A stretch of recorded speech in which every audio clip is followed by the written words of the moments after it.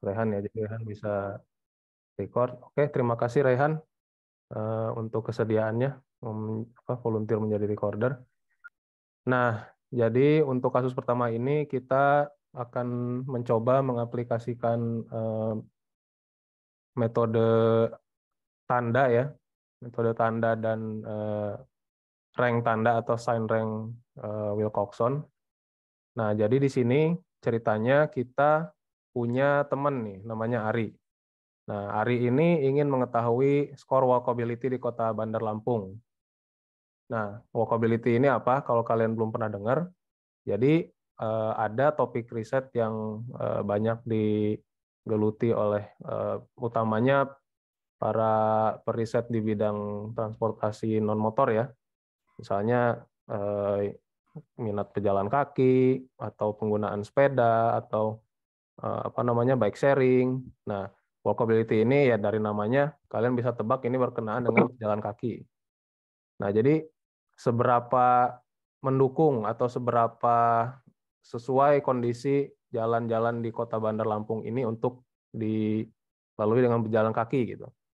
Nah, dari situ dia mengambil sampel sejumlah 21 ruas jalan di Kota Bandar Lampung. Ini secara random ya dan apa namanya sistematis. Jadi memenuhi asumsi pertama nanti dan dia menghitung skornya menurut variabel yang dia dapatkan dari literatur. Nah, sehingga didapatkan data seperti di bawah ini. Jadi masing-masing ruasnya ini dihitung skor-skor dari variabel dirata-ratakan dan didapatkanlah kumpulan skornya seperti ini. Nah, ini kebetulan desimal ya, seperti yang salah satu dari kalian tanyakan kemarin.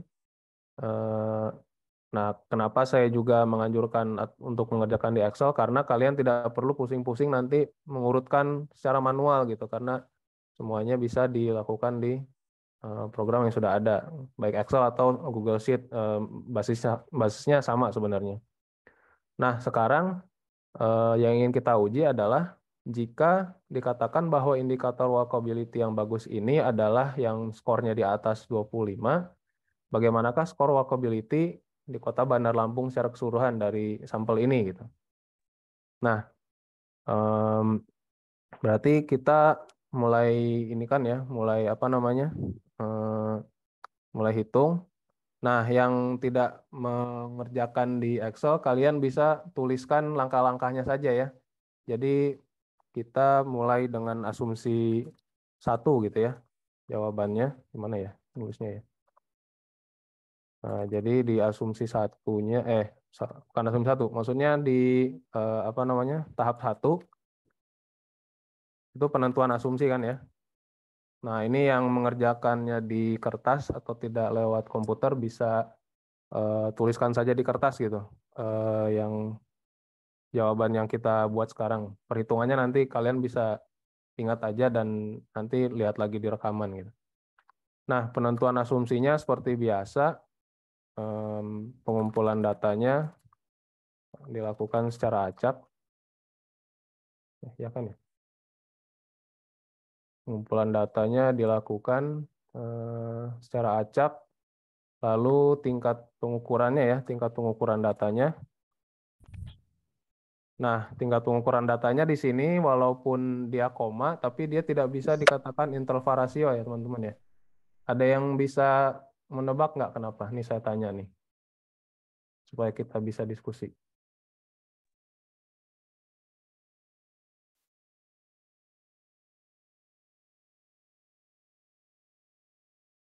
Coba saya agak mundur jauh ya ke awal sebelum UTS materinya. Ada yang bisa tebak nggak kenapa dia bukan interval rasio?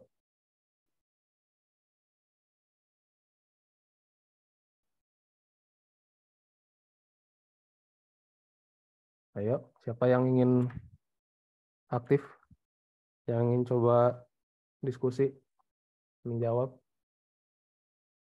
Silakan langsung aja Rafif. Baik Pak, sebelumnya izin memperkenalkan diri. Perkenalkan, nama saya Muhammad Rafi Muniaga, NIM 044 dari PWK Angkatan 2021 Pak, kelas RA. Kalau dilihat dari score workability-nya itu mungkin di situ dapat range Pak dari 0 sampai dengan 100. Dan range itu biasanya masuknya ke data ordinal Pak. Mungkin itu Pak menurut jawaban saya. Oke, terima kasih banyak Rafif. Cukup baik ya jawabannya ya. Ada yang ingin menambahkan nggak? Atau yang tidak setuju? Atau yang ingin ya menguatkan mungkin? Yang ingin menanggapi jawaban Rafif lah intinya. Silakan, ada lagi nggak?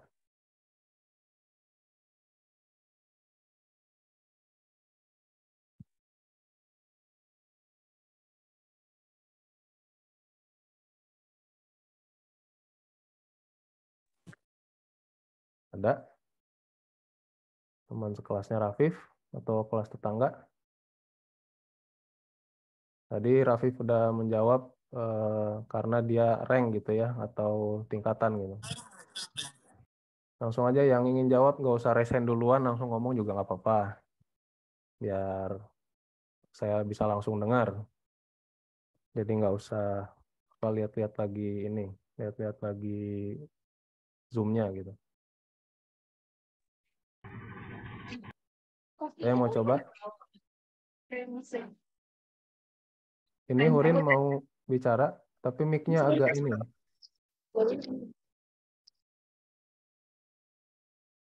Mic-nya agak kurang jelas nih Hurin. Wah, aku pencet apa ya?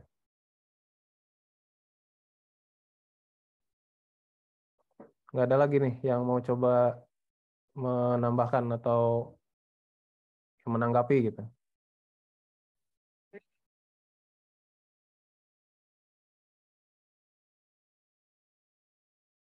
Oke, kalau nggak ada, ya dari jawaban Rafif itu saya kira hampir mendekati ya. Tapi yang paling kentara itu yang membedakan antara si data interval rasio selain dia maksudnya yang membedakan antara ordinal dengan interval rasio kalau dari segi angka, selain dia misalnya disebut rank gitu ya, dia itu nggak ada titik nol absolutnya. Jadi rank 1 di suatu kategori di apa namanya di suatu data juga itu belum tentu sama dengan satu di data yang atau di variabel yang lain gitu, yang di variabel yang bertingkat ordinal juga. Jadi tidak bisa dibandingkan gitu. Lain jika misalnya yang paling mudah dari segi dari variabel usia gitu. Jadi orang yang berusia 0 itu ya memang nolnya itu absolut gitu loh. Titiknya tuh jelas, dia belum lahir gitu. Nah, dia usianya 0. Beda dengan yang usianya sudah 1 tahun, 2 tahun. Nah, itu yang membedakan ya. Nah, itu dari asumsinya ya. Kemudian di tahap kedua apa nih teman-teman? Ada yang masih ingat nggak? Pernyataan hipotesa bukan, Pak? Oke, terima kasih. Siapa namanya? Windia, Pak. Oke, terima kasih Windia. Betul ya. Kita ke pernyataan hipotesis atau hipotesa ya. Nah, hipotesis ini kita menyatakan hipotesis nolnya dulu nih. Hipotesis nol dan hipotesis 1 atau hipotesis alternatif gitu ya. Hipotesis loh. Nah, di sini kira-kira hipotesis nolnya apa nih? Dan hipotesis alternatifnya, hipotesis satunya.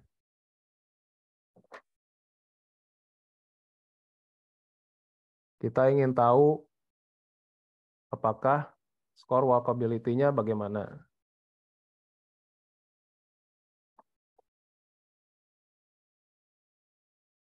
Ada yang nggak paham nggak cara menentukan hipotesisnya dari membaca soal aja gitu misalnya? Nggak apa-apa, silakan dikomunikasiin aja karena ya supaya tahu gitu kita perlu bahas yang mana gitu kan. Kalau kalian nggak taunya di situ bisa kita diskusikan gitu loh. Jadi nggak perlu takut di judge atau di kata-katain nggak bisa atau gimana ya. Gimana kira-kira?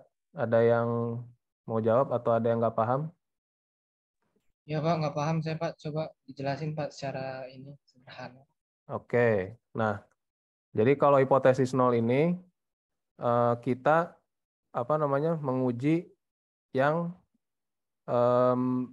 kebalikan dari apa yang kita mau tahu gitu istilahnya. Jadi kalau hipotesis satu ini dari apa namanya, dari soal yang kita dapat, kita disuruh membuktikan kalau data yang kita punya itu indikator walkability-nya itu adalah di atas 25 gitu. Karena kita ingin tahu kalau indikator data yang kita punya itu dia di atas indikator yang ditetapkan yaitu 25. Nah, ini dari kalimat soal ya. Nah, makanya berarti kalau hipotesis satunya itu didapat dia lebih besar dari 25. Jadi dari median ini kok jadi kebalik. Hipotesis satunya median lebih besar daripada 25. Nah, di sini berarti dia yang menegasikan si hipotesis satu ini, hipotesis alternatif. Jadi artinya lebih kecil atau sama dengan 25 gitu. Nah, itu apa namanya? Jadi triknya itu lihat aja di soalnya yang ditanyakan itu apa. Nah, itu biasanya adalah si hipotesis alternatifnya yang ingin kita buktikan gitu. Nah, hipotesis nolnya itu yang kebalikannya atau yang meniadakan si hipotesis satu itu. Kebayang nggak kira-kira penjelasannya, Rehan? Siap, kebayang Pak. Makasih Pak. Oke.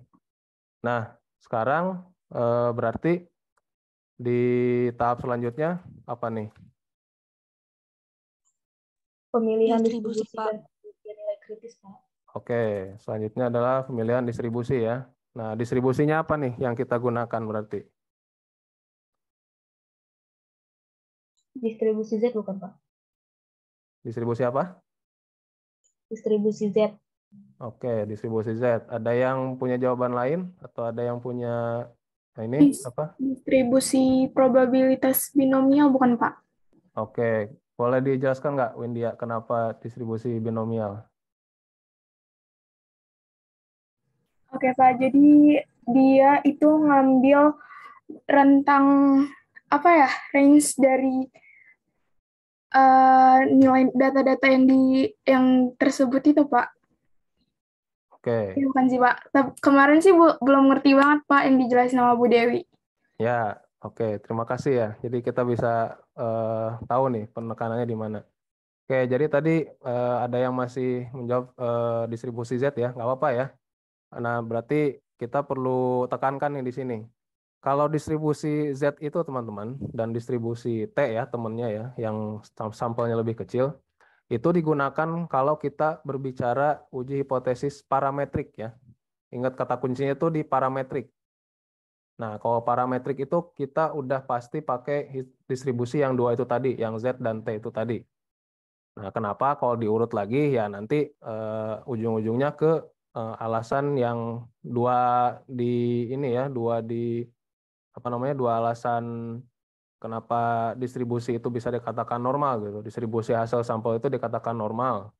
Yang pertama itu kalau dia tidak bias gitu. Jadi nilai distribusinya itu distribusi hasilnya itu ya rata-rata dan proporsi itu sama dengan si nilai nilai populasinya. Nah, itu disebut dengan tidak bias tadi. Nah, lalu yang kedua efisien. Nah, itu kalian bisa tonton lagi sebenarnya di video yang udah kami sediakan juga di ini ya, di apa namanya? Di e-learning. Nah, yang binomial ini digunakan untuk statistik yang distribusi hasil sampelnya itu tidak berdistribusi normal. Jadi gampangnya mungkin ingat aja selain proporsi dan rata-rata lah gitu. Soalnya kalau proporsi dan rata-rata itu secara teori dikatakan adalah statistik yang parameternya itu berdistribusi normal gitu. Nah, di sini karena kita menggunakan skor median ya, yang apa namanya, apalagi dia tadi tingkat pengukuran belum ketulis lagi, ordinal, walaupun dia kontinu gitu ya, bisa bernilai koma dan desimal. Nah, tapi dia nggak bisa menggunakan itu tadi rata-rata dan proporsi tadi. Nah, makanya digunakan median. Median bukan, ya baik lagi, bukan distribusi, bukan parameter yang berdistribusi normal. Nah, maka dia menggunakan distribusi binomial gitu. Kebayang nggak kira-kira dari penjelasan saya, atau malah tambah pusing karena muter-muter?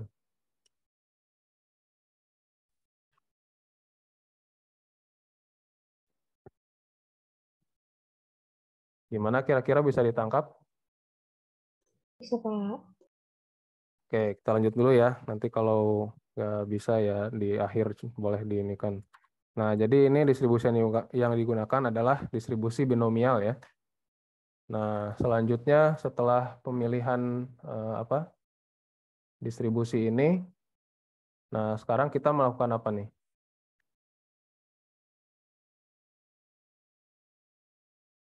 Kita melakukan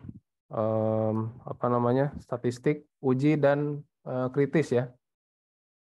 Atau dari distribusi ini juga, oh di sini ada yang kurang ya. Ada yang tahu nggak di sini ada yang kurang apaan? Tingkat kepercayaannya belum ada ya. Nah di sini kayak ada yang mau jawab kayaknya tadi ya. Tingkat kepercayaan yang digunakan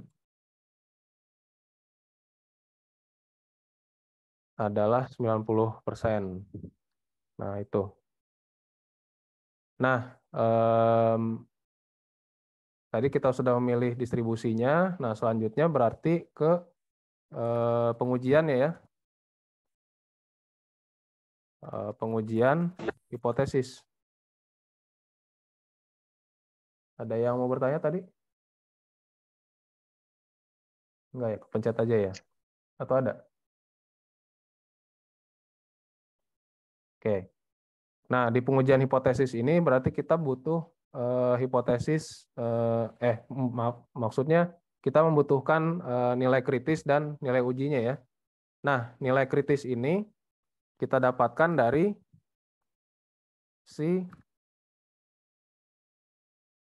ini tadi ya, dari tingkat kepercayaan ini.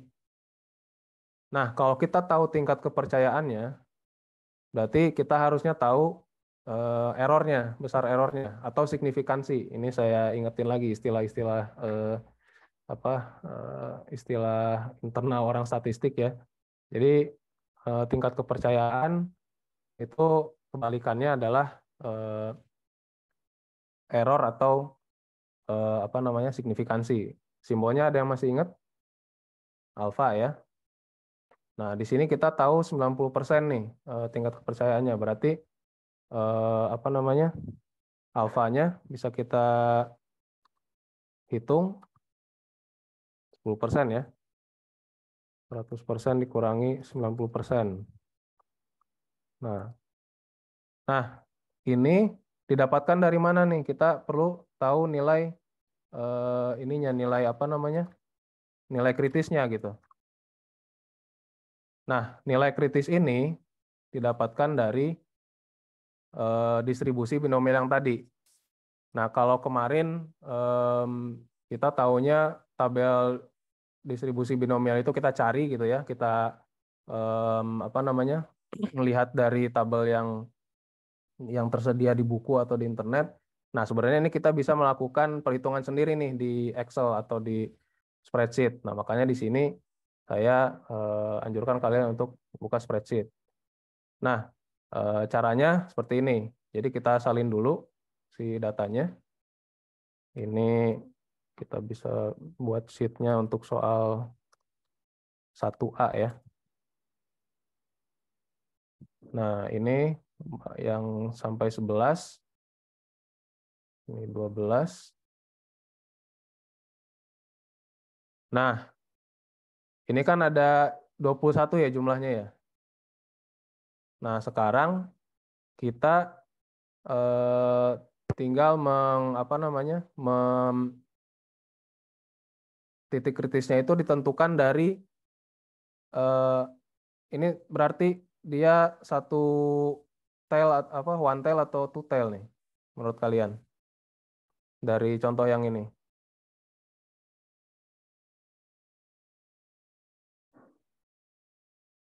Ayo, ada yang bisa ini nggak? Mudah loh sebenarnya. Total bukan, Pak. Gimana, Nora? Pakai total bukan, Pak. Oke, terima kasih dulu sudah menjawab. Ada yang ini lagi nggak? Ada yang ingin menjawab lagi nggak?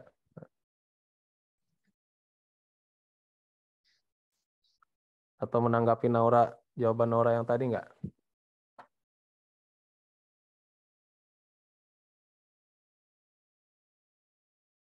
Nggak ada.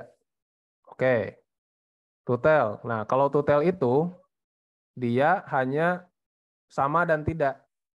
Jadi hipotesis satunya kalau dia tutel itu pasti apakah dia sama dengan 25 atau enggak gitu loh. Nah, jadi kalau hipotesis satunya tidak sama, hipotesis nolnya biasanya ya sama dengan 25. Nah, itu yang memakai tutel.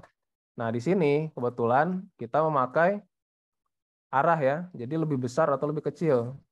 Maka yang digunakan one tail. Nah, dengan demikian, kalau kita balik lagi ke konsep Bu Dewi kemarin, nah ini yang kita gunakan. Nah, ini kalian bisa lihat ya. Nah, di sini ini one tail. Nah, wilayah kritisnya di satu sisi saja. Nah, sekarang tinggal disesuaikan dengan kasus yang kita punya. Nih, H1-nya apakah lebih besar atau lebih kecil? Yang mana? Nah, kalau lebih besar, ya wilayah kritisnya pasti di bawah. Nah, dengan demikian kita gunakan si Excel-nya itu untuk mencari si nilai kritisnya dengan cara kita buat supaya si nilai nolnya itu dari bawah. Caranya gini. Ini untuk nilai apa namanya? Untuk mencari nilai kritisnya gitu ya. Nah, nilai kritis ini dicari dari peluang munculnya si jumlah data yang bernilai positif tadi. Nah, jadi nilai kritisnya kita buat untuk masing-masing jumlah. Jadi konsep median kemarin sudah dijelaskan Bu Dewi ya, berapa jumlah data yang positifnya itu berdasarkan tanda. Nah, ini kita buat dulu si daftar nilai peluangnya gitu. Jangan nilai kritis dulu deh, nilai peluang. Nah, nilai peluang ini dicari dengan kalau dia dari bawah, nah rumusnya pakai saja 1 dikurang binom dis. Nah, ini dia maksudnya dia akan mengembalikan berapa sih peluang total untuk jumlah kejadian dari ini tertentu dari jumlah kejadian total gitu. Nah, ini kalau ditanya 6 suksesisnya berarti kita ambil untuk masing-masing baris. Nah, jadi diklik sel yang itu, lalu kita lanjutkan, ini pakai koma, berarti 6 trialnya itu semua kemungkinan yang bisa terjadi, kejadian yang bisa terjadi, berarti ini jumlah total sampelnya. Nah, ini bisa kita klik saja yang ini. Nah, lalu probability-nya, nah karena kemarin kita pakainya hanya 0,5, ya tinggal tulis saja 0,5 ya, karena ini pakai desimalnya titik. Nah, yang kumulatifnya ini beri nilai 1, karena kita ingin mencari nilai kumulatif gitu. Nah, dapat nilai peluang ini. Nah, sekarang kita tarik ke bawah. Nah ini hati-hati teman-teman ya. Kalau kalian, nah ini kebetulan udah udah ini sama Google Sheet-nya ya, udah dibenarkan gitu. Nah, si nilai yang tadi, karena nilainya tetap, maka kalian kunci dulu ya, pakai F4. atau pakai dolar ini di depan kolom dan barisnya gitu. Nah, dia sekarang jadi nilai kumulatif gitu. Nah, artinya di sini kita rapiin dulu mungkin ya 0 desimalnya sampai 2 lah gitu. Atau 3. Nah, 3 desimal. Nah, artinya total peluang yang mungkin untuk jumlah ini positif, jumlah tanda positif 21 itu 0 gitu.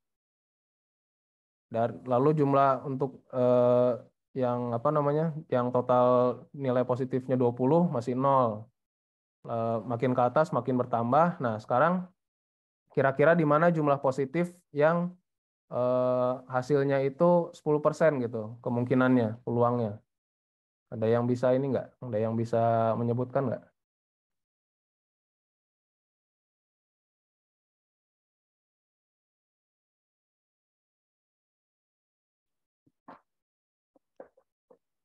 Langsung angkat bicara aja nggak apa-apa.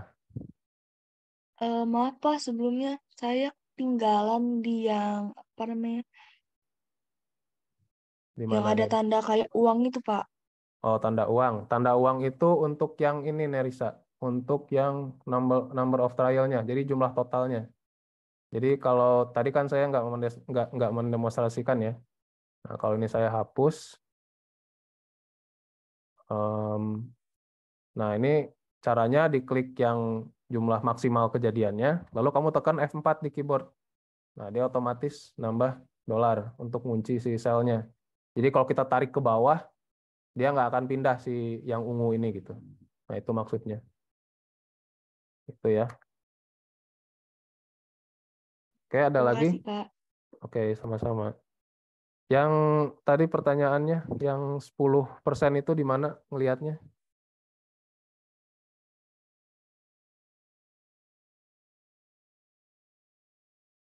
Nah, di sini ya, ini kan kumulatif nih. Berapa jumlah yang titik kritisnya tadi? Kita coba balik lagi ke PowerPoint mungkin. Nah, di PowerPoint itu, ini wilayah kritis dari bawah, ini sampai totalnya sebesar nilai kritis yang kita dapat di soal. Nah, kalau di sini kan 0,059 ya. Tadi kita pakainya yang 10. Nah, berarti tinggal lihat nih. Oh, di mana nilai yang kira-kira mendekati 10. Nah, di sini ada 10% maksudnya. Jadi 0,01 gitu. Nah, di sini ternyata ada 0,095. Jadi mendekati 0,1 ya, mendekati 1%. Nah, bukan 0,01, 0,1 maksudnya ya. Nah, mendekati 10% atau 0,1. Nah, di sini jumlahnya adalah 13. Nah, ini adalah patokan kita untuk melihat apa namanya? Statistik uji yang kita akan cari. Nah, sekarang statistik ujinya sendiri apa nih? Nah, statistik ujinya itu adalah jumlah data yang nilai skornya itu di atas median yang kita tadi tetapkan. Nah, berarti kita perlu hitung dulu selisih dengan mediannya. Selisih dengan median yang ada di H1 gitu. Nah, kita tulis saja selisih dengan H1. Nah, kita bisa langsung kurangi dengan 25. Nah, ini dia langsung iniin ya, langsung apa namanya? Autofill. Nah, kita dapat nih nilainya. Nah, sekarang yang tadi kita uji itu adalah jumlah tandanya. Nah, sekarang kita bisalah sebenarnya apa namanya?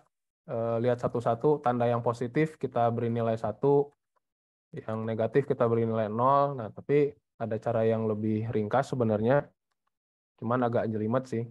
Jadi pakai logika if ya. Nah, jadi untuk ekspresi logikanya, kalau ini lebih besar dari 0, maka nilai yang benarnya adalah 1, karena kita ingin mencari nilai yang positif gitu di skornya itu, yang lebih besar dari mediannya gitu. Nah, lalu value if false-nya kalau dia tidak lebih besar dari 0 ya nggak usah dihitung, berarti 0 aja. Nah, ini bisa kita tarik otomatis nih, kita nggak usah lihat satu-satu lagi. Nah, ini didapat apa nilai yang positif yang lebih besar dari H1. Ini aja lah ya, nilai lebih besar dari H1. Nah, sekarang kita mau lihat berapa jumlahnya. Nah, ini udah langsung keluar sum. Nah, di sini ada 13. Ternyata statistik uji kita sekarang berarti, oh berarti nggak ke ini ya. Oh, statistik uji kita berarti 13 nih. Kita apa namanya? Bisa tulis nilai statistik uji. Kemarin simbolnya yang dikenalkan Bu Dewi X ya. 13. Nah, ini tadi nilai kritisnya 13 juga ya. Ini harusnya tahap 4 ya. Nah, ini perhitungan ya. Nah, berarti sekarang kita bisa mengambil kesimpulan apa nih dari hasil uji hipotesis kita? Pengambilan kesimpulan. Gimana berarti, teman-teman? Ada yang mau ini nggak? Ada yang mau menjawab? Gitu? Ya, silakan. Maaf, Ya. boleh ulang lagi nggak Pak yang di Excel? Soalnya tadi Bapaknya kecepatan banget. Oh gitu, yang mana? Di bagian nilai peluang ini Pak. Soalnya tadi bingung banget kan pencet abis rumusnya, terus pencet yang 1 sama 21 Pak. Nah itu hasilnya nggak keluar Pak. Gimana tuh? Nah, mungkin kamu coba lihat ininya nih. Biasanya separatornya udah benar belum? Kalau dia nggak bisa pakai koma, pakai titik koma biasanya. Tapi di saya nih yang dipakai koma karena pembatas desimalnya itu pakai titik. Jadi pembatas formulanya biasanya pakai koma. Atau formula kamu belum lengkap, bisa juga. Nah, jadi Pak, intinya Oke penulisannya Pak. udah bisa. Pak, Ya, silakan. Siapa lagi tadi? Farhan ya? ulang ininya Pak, nganuin rumusnya Pak, dari sama dengan 1 min binodis. Di saya Mm-mm. binodisnya kayak ada tanda seru gitu Pak. Ada tanda serunya. Coba diketik ulang. Tanda seru gimana ya maksudnya? Name gitu bukan atau value gitu? Iya Pak, kayak ada tanda pemberitahuan gitu. Em, Gimana ya? Kamu pakai Excel atau Google Sheet? Excel Pak. Oh, pakai Excel. Kalau pakai Excel mungkin di ininya pakai true ya. Nah, ini yang kumulatifnya kasih true gitu. Bisa nggak?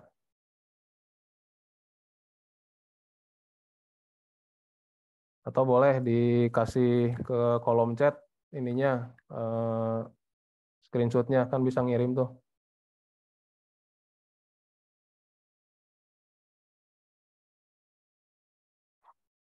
Pak, saya Ya. juga udah jadi nih yang nilai peluang. Terus pas ditarik tuh nun, Pak, keluarnya. Nah, udah di dolar belum? Udah Udah, dikunci? udah.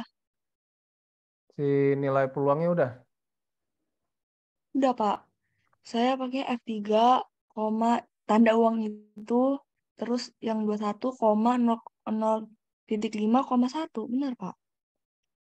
Kamu pakai koma, pakai titik koma atau pakai koma si ininya, si rumusnya? Pakai koma, Pak, kalau di spreadsheet-nya. Hmm.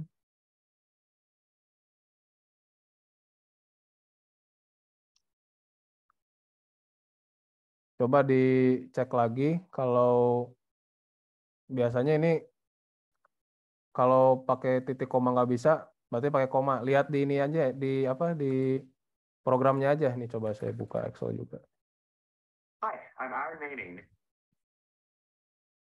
Hmm.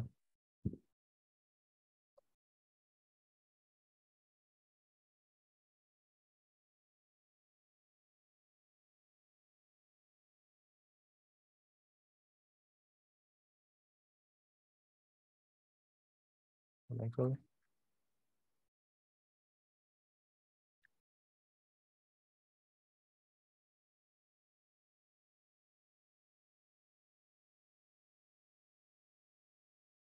Nih ya, kalau ingin tahu si bentuk yang dipakai separatornya itu apa, lihat di ininya aja, di apa namanya, tooltipnya ini ya.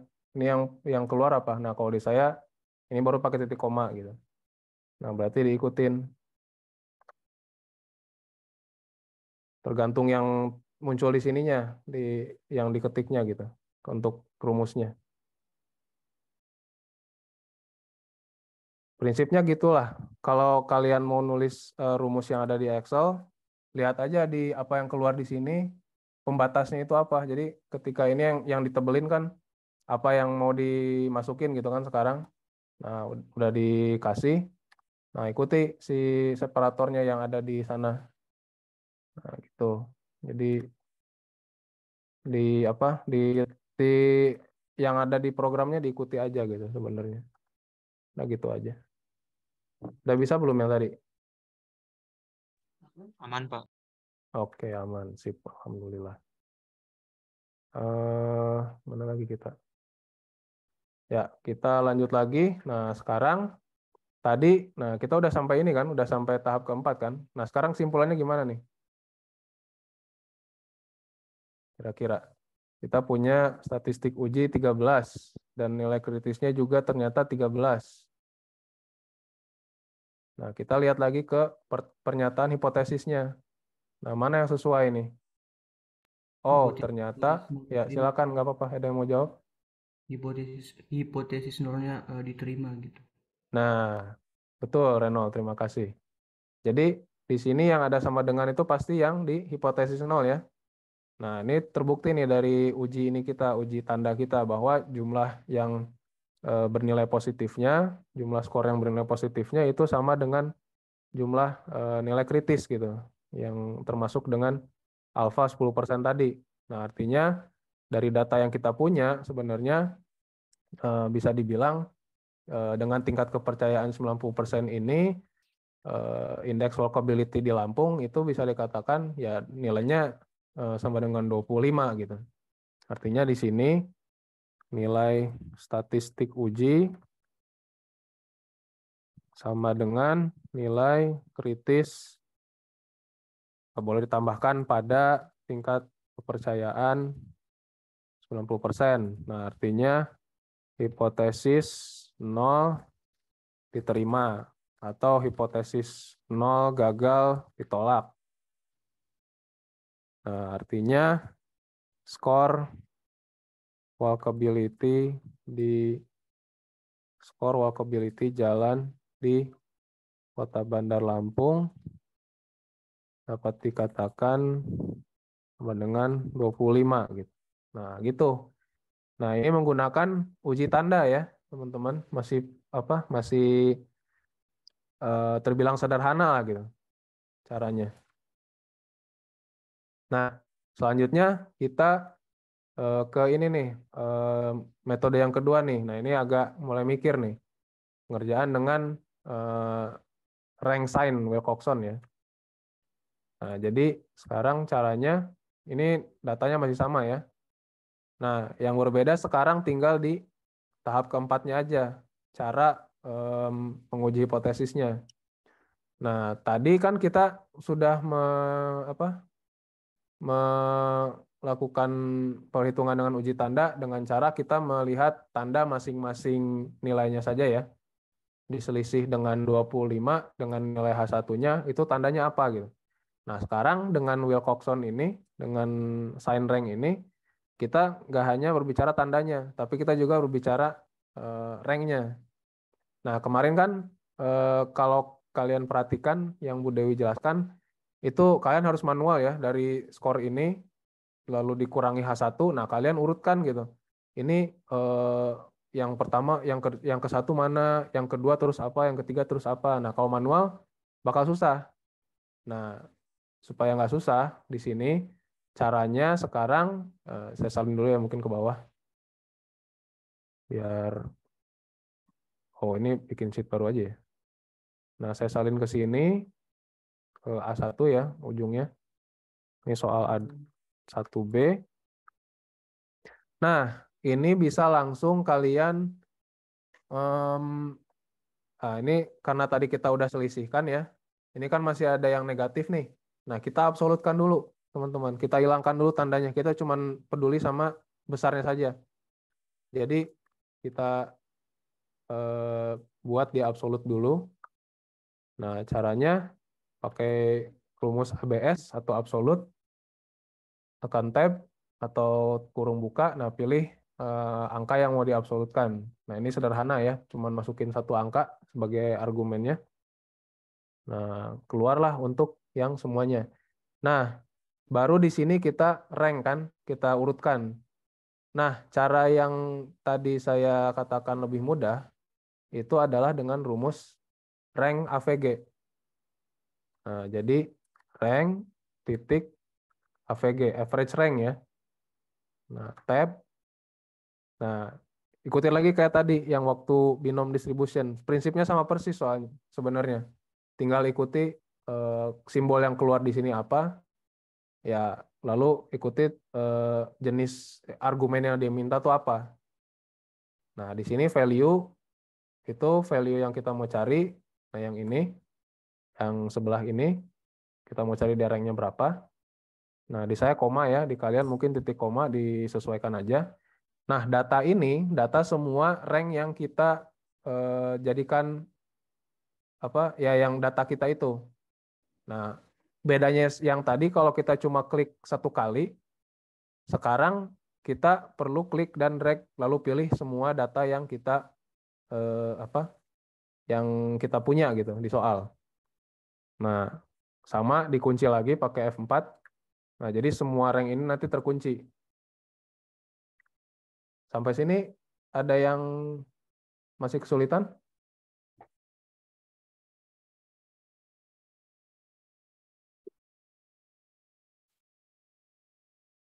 Nggak ada yang jawab? Mungkin masih bisa diikuti ya. Oke, kalau gitu, nah kita lanjutkan. Nah, ini is ascending ini ya kita pengen mengurutkannya itu naik apa turun gitu. Kalau is ascendingnya iya, berarti ya tulis saja 1 atau true gitu ya. Kita ikuti aja yang ada di ini ya. Bisa. Nah, ini true.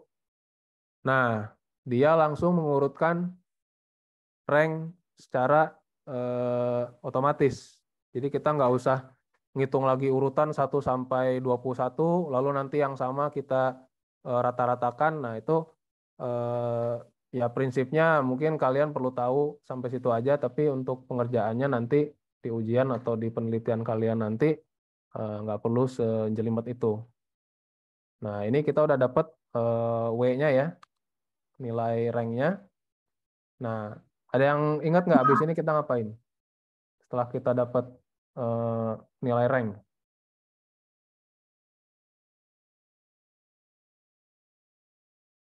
Nggak ada yang ingat ya? Nah, kita kembalikan dulu tandanya. Jadi si 2 ini tuh di selisih tadi itu tandanya apa? Oh, positif. Oh, berarti kita kasih dia nilai positif juga. Berarti positif 2. Yang H1 apa? Positif juga, berarti dia 21. Nah, kan lama nih. Nah, kita bisa pakai if lagi. Nah, caranya, prinsipnya, kalau si nilai rank-nya ini positif, maka si atau yang negatif aja deh. Kalau nilai rank-nya ini tuh negatif, maka kita kalikan si W ini dengan -1 gitu. Nah, penulisannya pakai if. Nah, logical expression-nya yang kita mau jadikan patokan yang ini kan. Kalau ini lebih besar, lebih kecil dari 0 maksudnya. Nah, kalau dia benar, maka ini kita kalikan dengan -1. Jadi klik si E4 itu, tanda bintang, -1 atau strip 1. Nah, kalau enggak, ya udah berarti kita kembalikan aja nilai aslinya. Jadi kita klik lagi si E4-nya. Tutup, enter. Nah, dia otomatis kan. Nah, sekarang kita bisa hitung nilai yang W negatif atau W positifnya gitu. Nah, misalkan di sini kita mungkin mulai dari W negatif dulu ya, biar kita bisa bandingkan mana yang lebih kecil, mana yang lebih besar. Nah, jadi di sini, nah nilai yang positif kita pindahkan ke kanan. Tinggal di drag. Mau di drag atau di cut juga terserah. Nah, ini kita pindahkan sehingga yang di kiri benar-benar yang nilainya negatif saja. Nah, sampai sini ada yang kesulitan juga nggak? Yang ngikutin di Excel.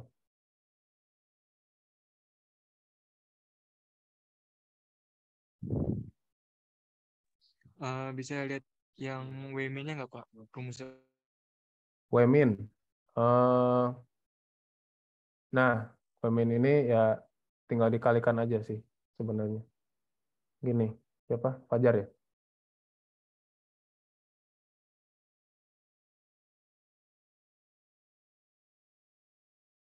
Kelihatan nggak sih?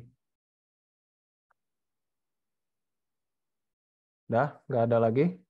Nah, sekarang kita jumlahkan nih si nilai yang ada di sini untuk sign rank yang negatif dan yang positif. Caranya tinggal sum aja. Nah, ini udah otomatis dia milihin range yang di atas. Range ini maksudnya sekumpulan sel ini ya. Jadi yang mau kita sum itu dia terletak di sel mana sampai mana membentuk range ya. Nah, itu ditandain Pak, maaf. ya, Itu gimana? 13 sama 18 masih positif, masih di min, Pak. Oh, oke, makasih. Ya, nih perlu ketelitian juga ya. Ini ya 3 ya. Oke. Nah, ini udah clear semua berarti kan? Oke, terima kasih ya. Nah, ini juga sama yang positif. Nah, sekarang kita balik lagi ke konsep kemarin. Prinsip kita tuh sekarang sebenarnya kita mencari statistik uji mana yang kita pakai, apakah yang negatif, W negatif, atau W positif gitu. Dan si nilai kritisnya nanti tuh berapa gitu. Nah, nanti kalau kalian di ujian kalian bisa buka lagi atau untuk latihan kalian bisa ini juga ya ingat-ingat supaya nggak harus bolak-balik buka buku, buka PPT maksudnya. Nah, di Wilcoxon ini kita pakai prinsip yang ini kemarin ya, yang disampaikan Bu Dewi gitu. Nah, sekarang kira-kira mana yang sesuai sama prinsip-prinsip ini di kotak-kotak yang ini. Nah, jadi di sini yang perbedaannya ada yang W positifnya yang terkecil, ada yang W negatifnya yang terkecil gitu. Kalau prinsip 2 kira-kira sesuai nggak?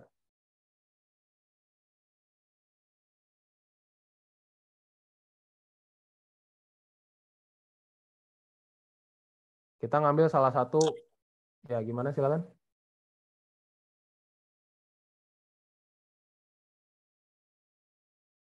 Siapa tadi yang open mic? Mungkin mau jawab. Atau enggak? Ya udah. Yang prinsip kedua nggak sesuai ya. Karena di sini kita ingin menghipotesakan mediannya itu sama atau tidak sama gitu. Nah, dia nanti ngambil salah satu W plus atau W minus, W positif atau W negatif gitu. Nah, di sini berarti yang sesuai yang mana nih? Yang median lebih besar dari M ya. Nah, di sini kita pengen tahu mediannya yang lebih besar dari M untuk hipotesis alternatifnya berarti W negatif yang kita jadikan statistik uji. Nah, artinya di ini yang tadi, di hasil kita yang tadi, nilai yang diambil adalah 69. Nah, berarti di sini, nah ini bisa kita salin ya untuk yang apa namanya? Untuk yang Wilcoxon-nya sampai tahap 3.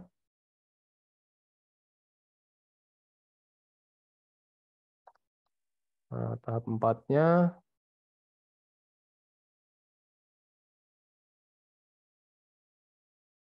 pengujian atau perhitungan ya sebenarnya ya. Perhitungan statistik G. Nah, di sini nah, nilai statistik uji yang digunakan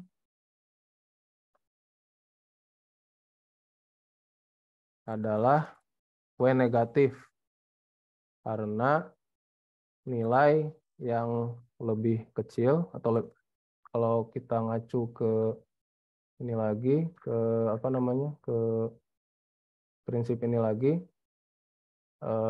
nilai W negatifnya yang terlalu kecil ya. Artinya kita mau lihat median yang lebih besar dari 25 gitu. Nah, karena nilai yang lebih kecil adalah P negatif. Dan hipotesis mediannya juga lebih besar gitu ya. Kita pengen tahu hipotesis yang lebih besar gitu. Nah, sekarang setelah kita tahu prinsip yang mana yang kita pakai, kita kemana nih selanjutnya?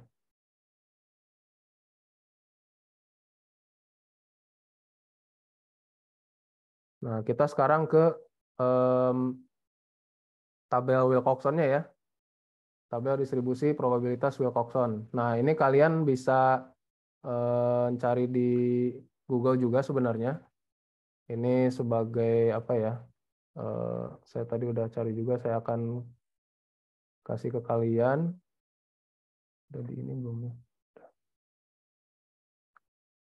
Nah, lagi saya akan drop di chat. Nah, kalian bisa ambil dari situ, bisa disimpan di situ.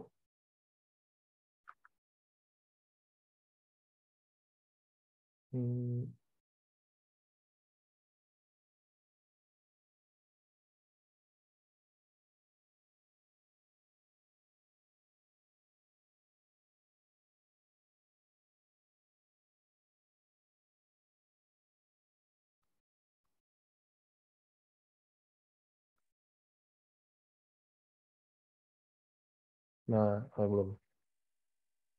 Nah, udah ke ini ya. Apa namanya?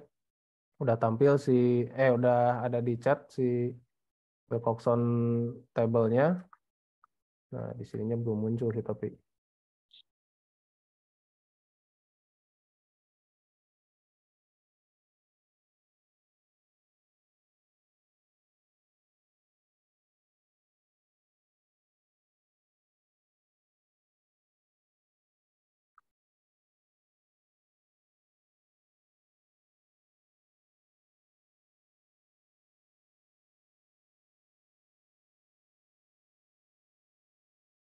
Belum muncul ya.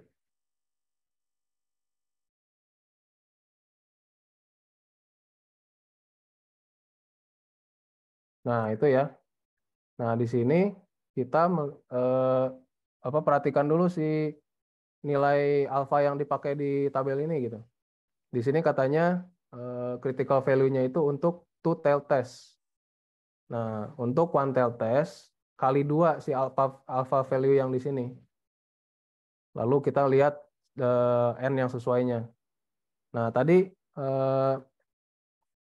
untuk yang apa namanya? Yang kita gunakan itu berapa alfanya, teman-teman?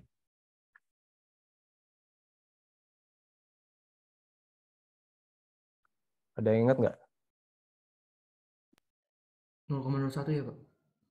Gimana? Boleh lebih keras?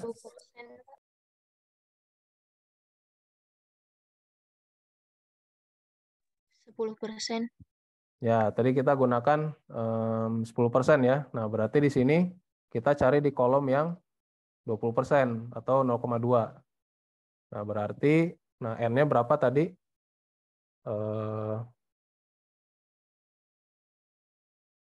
N-nya itu kita punya 11 ya. Maaf, 21. Nah, maka di tabelnya kita cari yang 21. Nah, di sini ada 77. Nah, inilah si nilai apa namanya? Nilai ujinya. Nah, maka di sini kita tuliskan si apa namanya nilai statistik uji dengan apa namanya jenis pengujian one tail N sama dengan 21, maka W kritisnya gimana ya?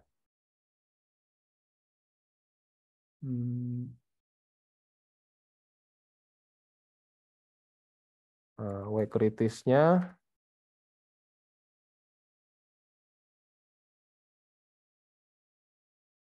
apa sih ini? Kontrol sama dengan 77. Nah, kemarin yang disampaikan Bu Dewi juga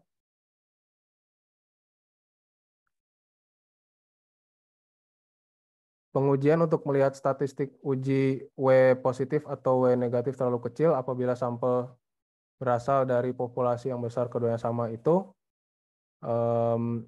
wilayah kritisnya itu adalah wilayah yang mempunyai nilai yang lebih kecil dari titik kritis. Nah, berarti lebih kecil dari 77 gitu.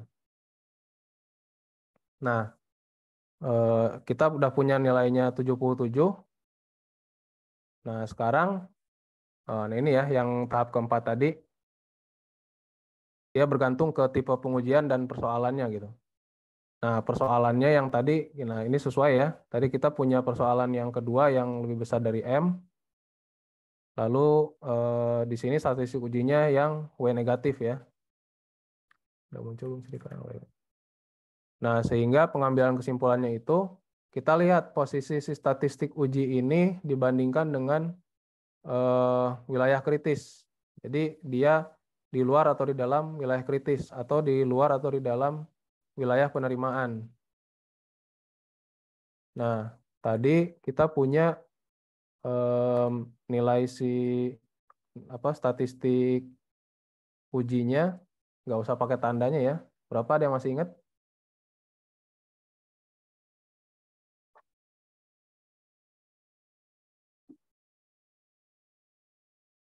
Lupa lagi ya, 69, ya nggak? Yang ini ya. Nah, berarti dia gimana tuh? Berada di luar atau di dalam wilayah kritis?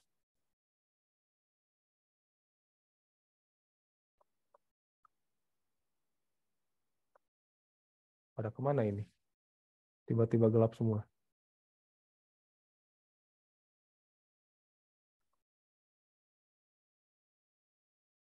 Pengambilan kesimpulan.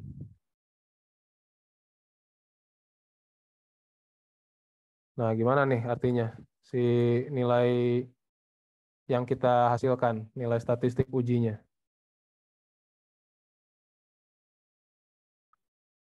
Nilai statistik uji dibandingkan dengan nilai statistik kritisnya. Ini bukan uji harusnya ya. Sorry. Statistik kritis atau WK-nya. Maaf ya, ini tadi ada kesalahan ya. Yang saya tulis kedua ini maksudnya statistik kritis gitu ya. Ini yang kita dapatkan dari tabel gitu kan. Bandingkan dengan nilai statistik kritis lebih besar, lebih kecil.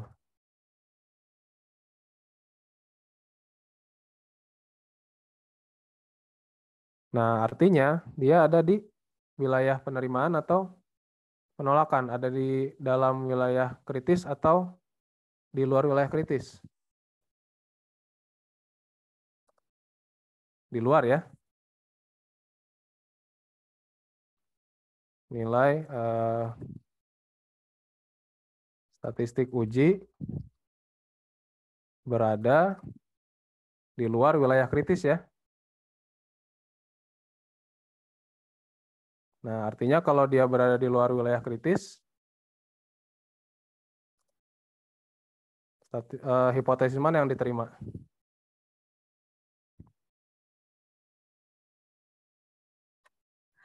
H0, Pak. H0. H0 bukan, Pak. Oke, di luar wilayah kritis berarti dia H0 ya yang diterima ya. Hipotesis 0 diterima. Oke, gimana nih sejauh ini kira-kira?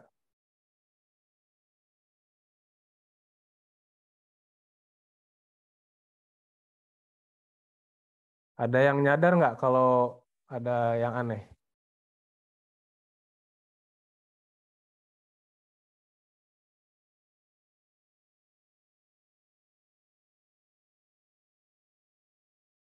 Nilai statistik uji kita tadi gimana?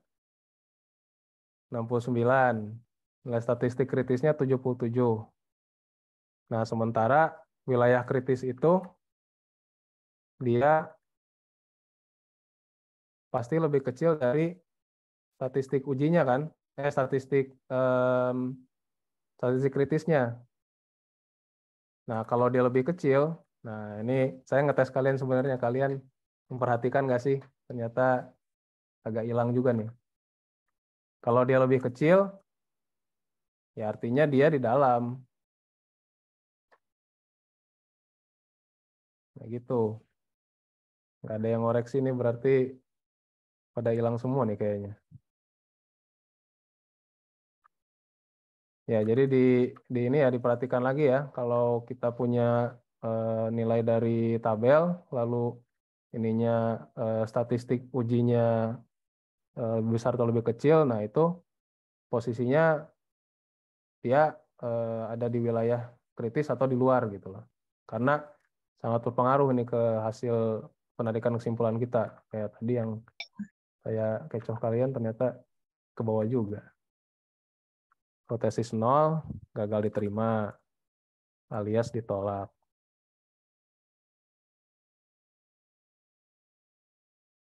Nah, dari sini kelihatan ya, teman-teman, kita pakai uji tanda, tadi si nilainya ini ternyata masih bisa diterima gitu loh, hipotesis nolnya.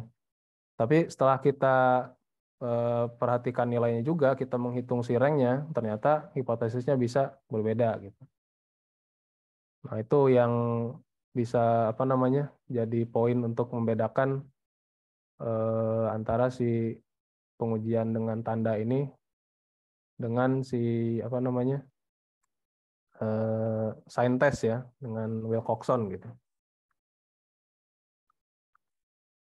Sejauh ini ada yang masih dibingungkan nggak? Ada yang ingin ditanyakan nggak atau didiskusikan? Silakan.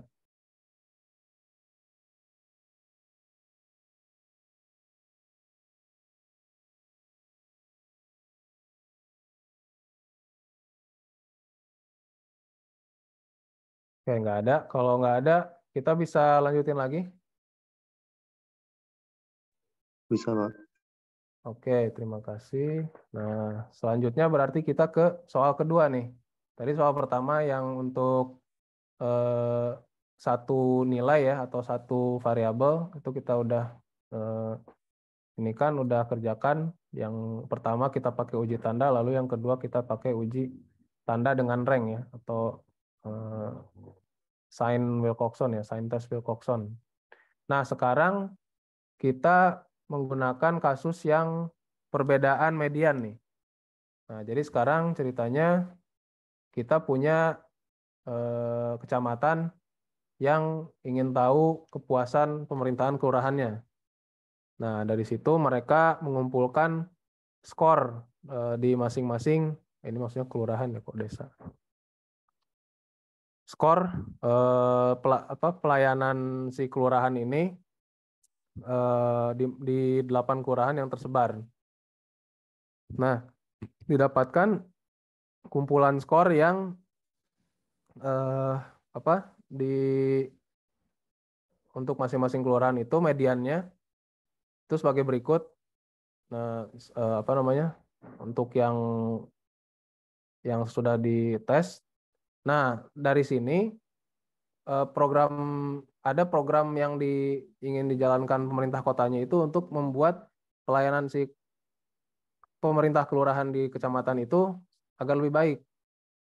Nah, oleh karena itu dia setelah melakukan pembinaan dia dievaluasi lagi, dilakukan lagi tes yang sama. Nah, karena ingin menghindari bias ya, makanya orangnya pun yang ditanya itu sama gitu. Nah, ternyata nilai yang didapat itu median skornya adalah seperti ini. Nah, sekarang yang ditanya apakah terdapat peningkatan kinerja setelah pembinaan gitu. Nah, kita mungkin masih coba untuk 10% ya tingkat apa namanya keberartian atau alfanya. Ini saya tulis tingkat keberartian sekarang ya. 10%. Nah, ini masih sama ya seperti yang tadi, tapi kita sebelum langsung mengalokasikan tanda atau rank.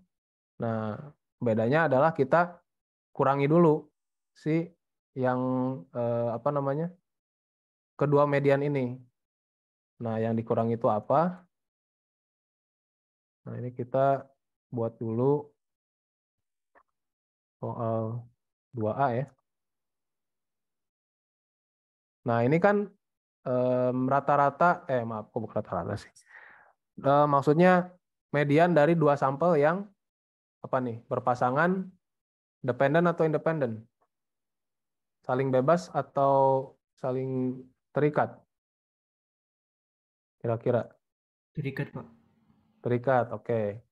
Kenapa terikat? Karena ya ini apa orang yang ditanya yang sudah menerima pelayanan setelah ini ya, setelah pengarahan ya, sebelum dan sesudah gitu. Nah, kita buat selisihnya. Nah, bedanya yang tadi kita tidak menggunakan nilai patokan apa-apa nih, hanya selisih dari selisih dari si kedua nilai ini. Nah, selisihnya jangan tertukar, berarti yang setelah yang duluan ya. Setelah yang duluan. Nah, ini hasilnya. Nah, sekarang, baru kita, ini untuk yang uji tanda dulu ya. Tanda positif. Nah, ini karena sedikit ya, bisa kita, ini kan lah, bisa kita manual aja.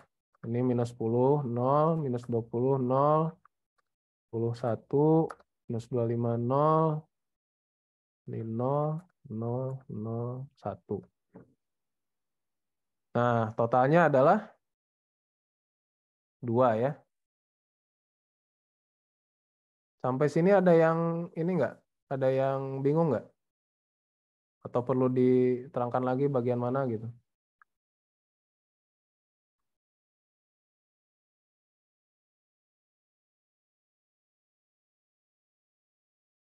Bisa diikuti semuanya?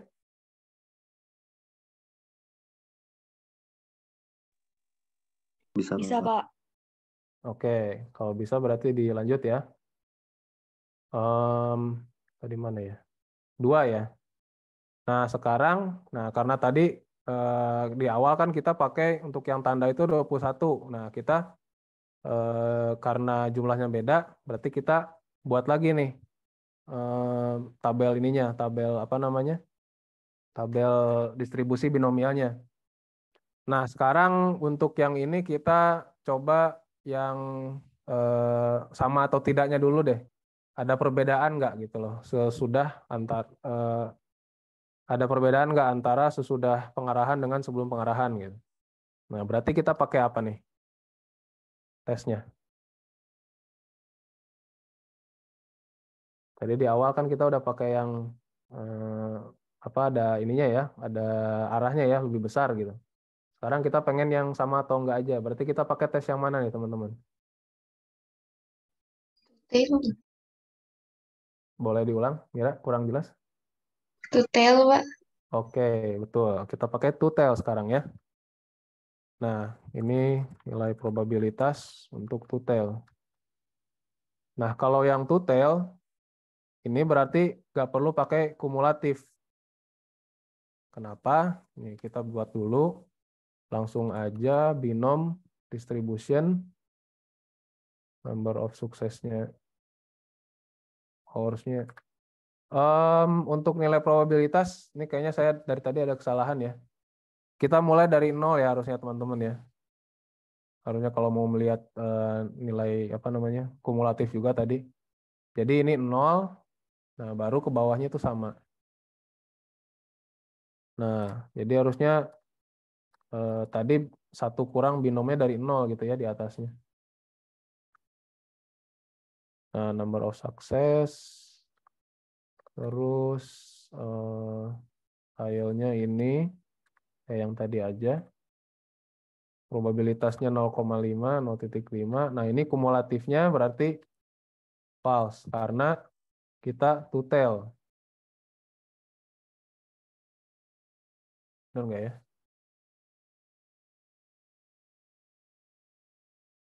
Nah, kalau ingin bukti, kita coba buat dia jadi grafik. Ya, apa dah.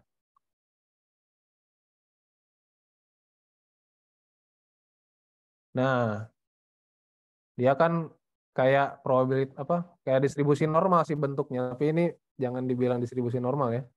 Jadi dia punya 2 lembah gitu. Nah, kalau yang tadi ini bentuknya beda. Dia ada apa? Cuma salah satu gitu. Makanya ini bentuknya kumulatif gitu. Nah, sekarang berarti yang mana nih yang kira-kira nilai kritisnya itu hampir 10% gitu.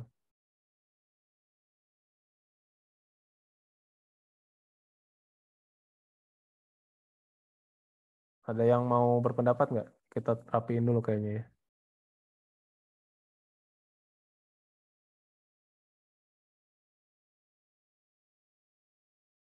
Ada yang mau nebak?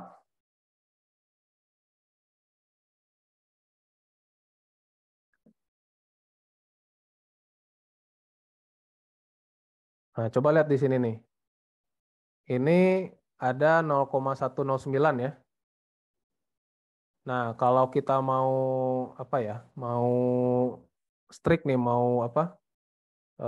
Yang 3 desimal ini kita perhitungkan, berarti nilai kritis yang kita ambil yang di bawahnya. Karena kita menetapkan si yang 6 ini udah lebih dari 10% gitu. Nah, tapi kalau kita mau mau mengabaikan, kita anggap aja ini 0 ya berarti nilai kritisnya yang 6 ini.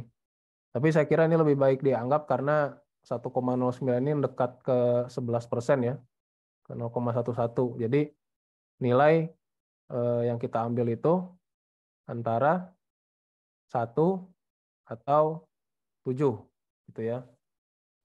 Bisa dipahami nggak sampai sini?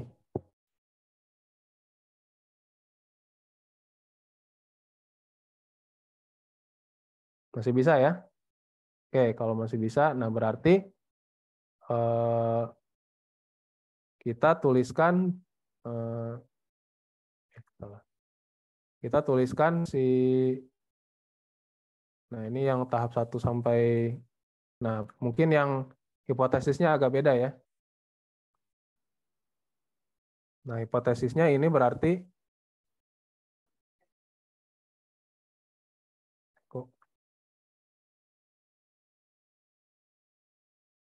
tahap 1, kok jadi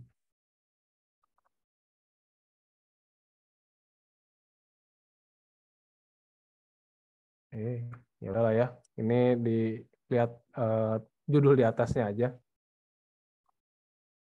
Nah, tahap 2-nya ini hipotesisnya, pernyataan hipotesis.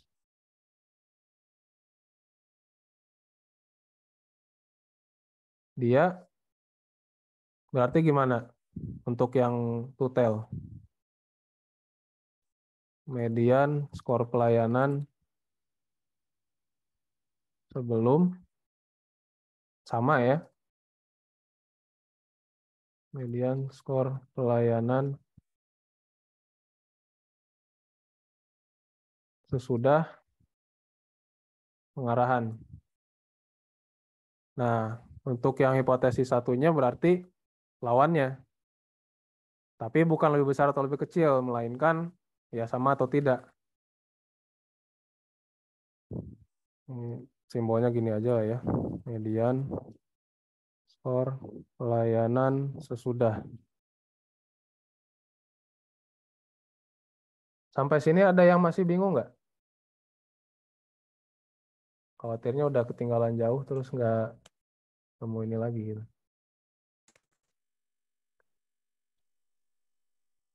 Pak, izin bertanya. Silakan. Dengan senang hati. Berarti kalau kita pakai yang tutel itu H0-nya sama dengan itu ya, Pak? Betul. H1-nya berarti selalu begitu, Pak? Betul. Ya, saya kira terima kasih. sejauh ini yang saya paham seperti itu, Ervina. Ya, sama seperti yang diuji hipotesis parametrik juga ya.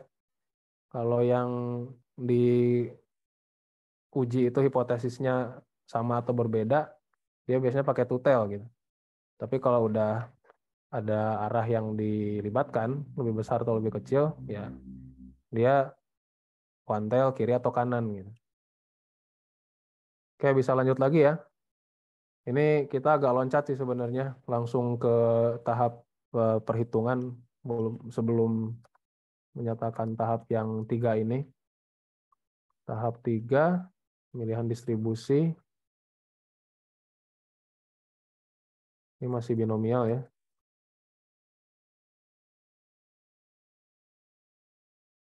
Nah, baru ini tahap 4-nya. Perhitungan statistik uji.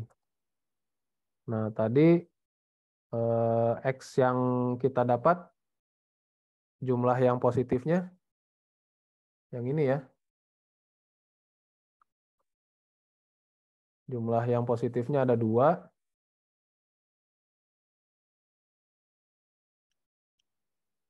Jadi X uji kita, statistik uji kita, X-nya kok 9? Maaf. X-nya 2, sementara statistik kritisnya itu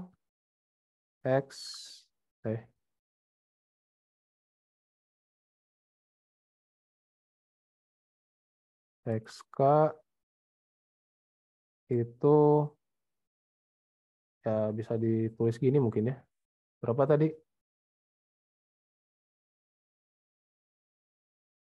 1 dan 7 ya.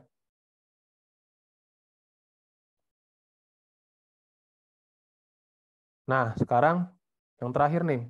Gimana nih? Dari hasil perhitungan kita, yang mana yang diterima hipotesisnya? Atau dia ada di wilayah mana nih?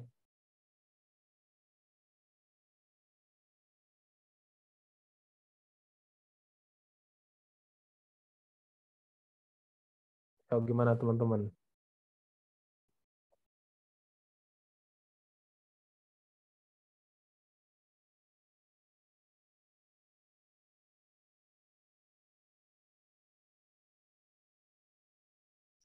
Di luar atau di dalam wilayah uji?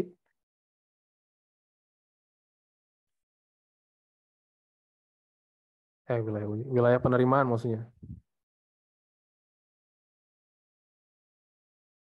Di luar, Pak. Di luar.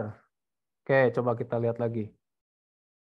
Ini statistik kritisnya 1 sampai 7 nih. Kalau misalkan susah ngebayangin, kita bisa balik lagi ke gambarnya Bu Dewi yang tadi nih.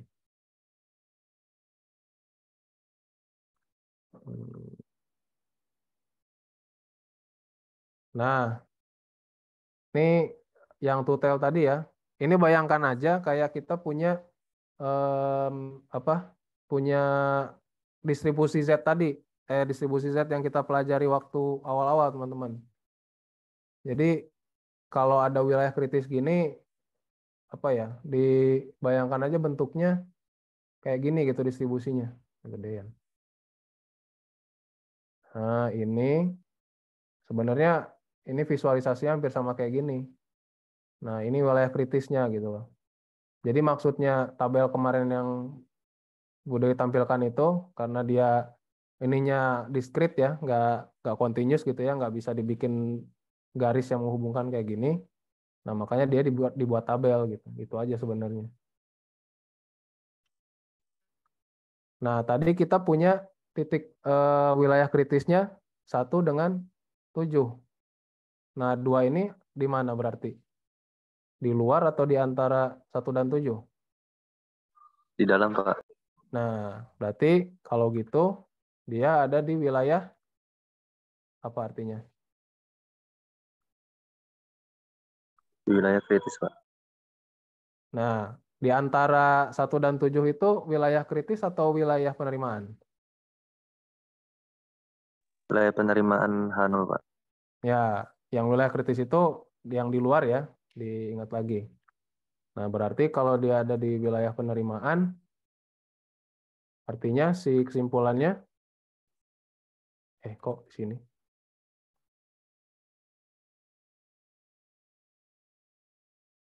Bab 5, penarikan kesimpulan.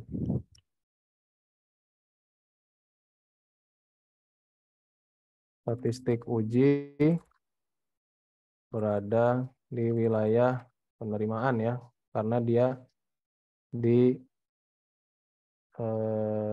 antara 1 dan 7 gitu. Maka hipotesis 0 diterima. Nah, kalau hipotesis 0 diterima artinya gimana?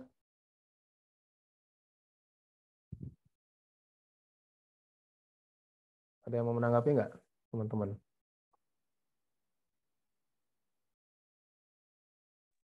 Median skor pelayanan sama dengan median skor pelayanan sesudah pengajuan. Oke, terima kasih. Dista ya tadi yang langsung hilangin namanya. Artinya gimana tuh kalau interpretasi di kehidupan nyatanya?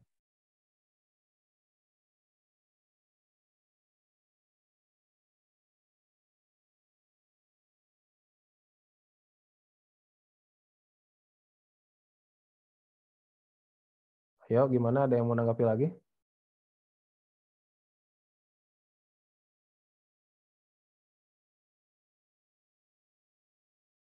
Median skor pelayanan sebelum pengarahan sama dengan median skor pelayanan sudah pengarahan. Berarti artinya nggak ada perubahan ya secara statistik untuk apa namanya kinerja si pemerintahan kelurahannya. Nah, itu si makna dari yang kita kerjakan gitu untuk menguji si ini tuh si gimana sih hasil pengarahan untuk pemerintahan kelurahan itu yang dilakukan pemerintah kecamatan. Nah, ternyata masih sama gitu ininya ya, secara umum, secara statistik. Silakan, kayaknya tadi ada yang mau bertanya. Soalnya ada yang buka mic tadi.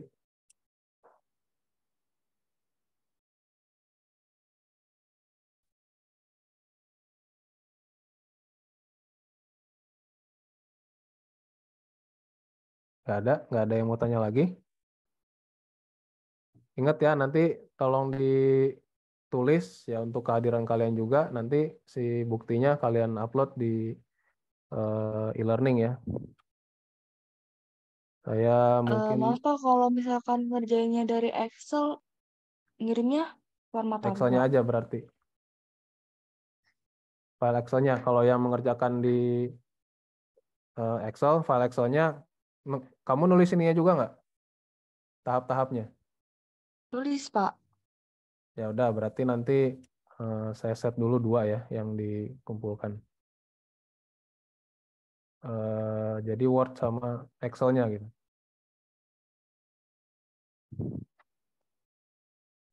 Pak bisa lihat Excel lagi nggak, Pak? Sebentar. Bisa. Oh, Excel nih. Yang mana? Soal yang mana?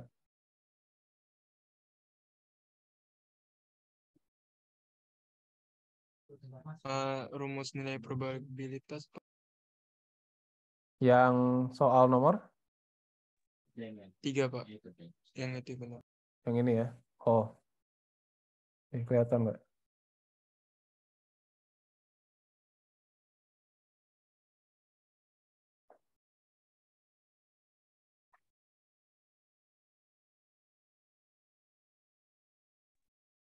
Ini nggak ikut gede ya kalau.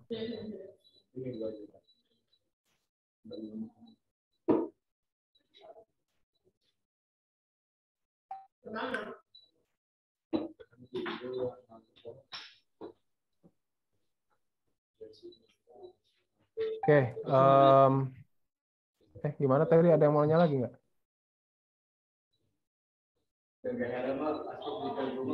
Ini bocornya. Oke, kita lanjutkan lagi ya, mungkin satu lagi lah ya untuk yang kalau yang sign saya ya percayakan ke kalian aja untuk latihan, kalian bisa kerjakan sendiri. Mungkin yang terakhir yang mau saya coba bahas itu adalah yang Man Whitney ya. Yang apa namanya tuh? Dua sampel, dua populasi. Nah, bentuknya seperti ini nih. Soalnya kira-kira. Sejumlah kota di pesisir dan di daratan diukur indeks layak huniannya atau livability. Jadi ada yang namanya City Livability Index atau apa ya, Urban Livability Index. Itu dia mengukur berapa sih kelayak hunian yang ada di suatu kota. Nah, dari nilai 50 sampai 150 nih. 50 ini paling tidak layak huni sampai yang paling layak huni 150. Nah, dengan tingkat kepercayaan 99%, apakah kelayak hunian kota-kota di wilayah tersebut berbeda? Manakah yang lebih layak huni? Nah, ini langsung dua ya ditanya ya. Apakah dia berbeda dan mana yang lebih layak gitu. Nah, ini datanya. Jadi kita punya 15 kota pesisir dengan nilai indeks demikian. Lalu ada kota daratan sejumlah 17, nilai indeksnya segini gitu. Nah, pengerjaannya gimana? Nah, sama ya untuk yang sebelumnya. Kita tuliskan dulu tahap-tahap pengujiannya. Tahap 1 si nilai yang kita ini kan asumsi dalam pengumpulan apa namanya? Asumsi dasar lah gitu ya. Asumsi dasar, tentuan asumsi. Nah, asumsi dalam penelitian lah, bisa kayak gini juga istilahnya.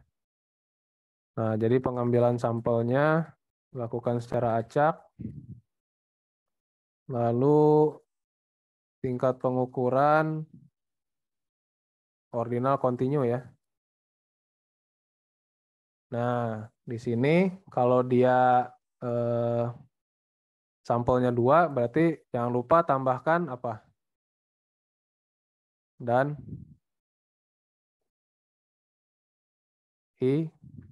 independen. Nah, lalu yang kedua,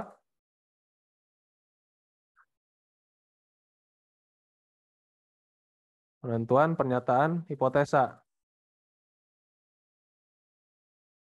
Hipotesis.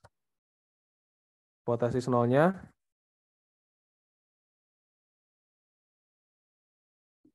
H0-nya kita pakai yang pertama dulu mungkin ya. Yang sama atau berbeda. Hipotesis nolnya indeks kebahagiaan untuk kota pesisir. Sebentar ya.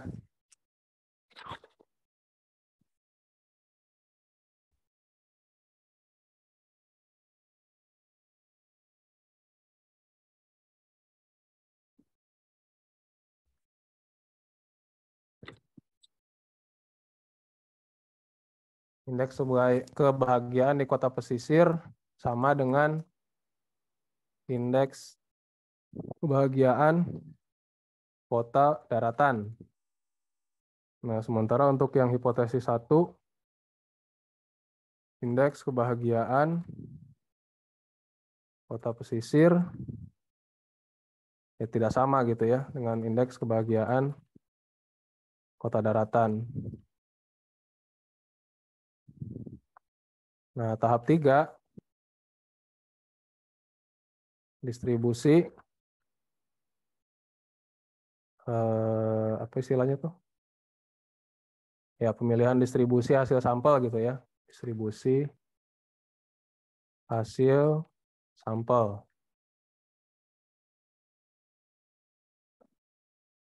Nah, distribusi hasil sampelnya apa nih sekarang, teman-teman?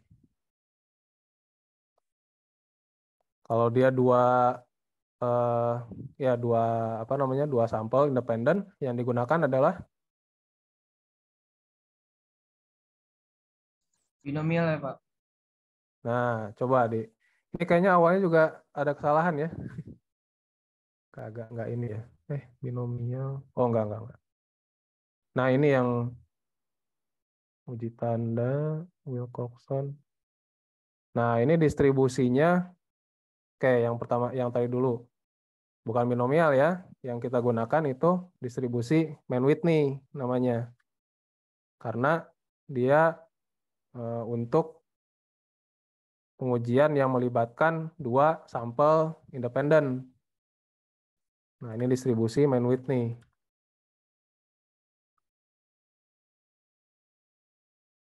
Nah, ini yang awal waktu di Wilcoxon ini harusnya juga distribusinya bukan binomial ya. Ini mohon maaf nih, saya agak blank juga. Distribusi Wilcoxon gitu ya. Seperti ininya.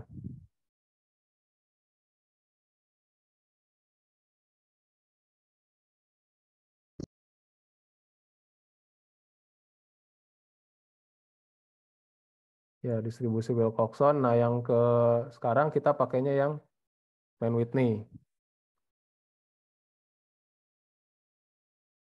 Nah, sekarang kita berarti ke tahap keempat, penentuan penentuan statistik uji dan kritisnya.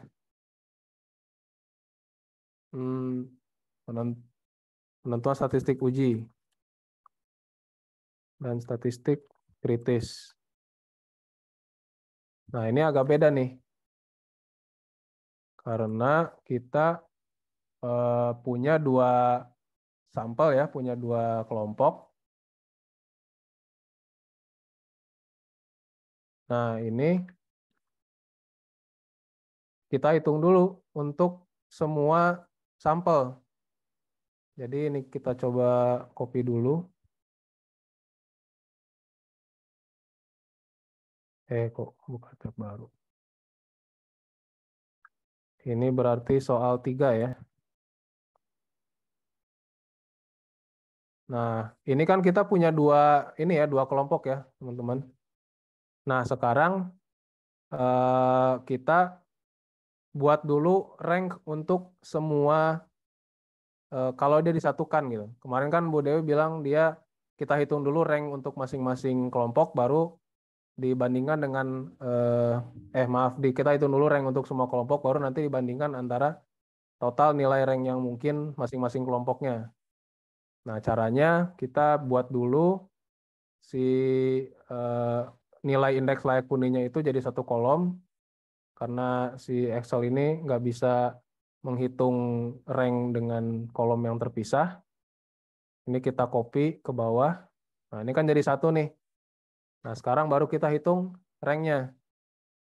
Jadi ini kita kasih order dulu kali ya.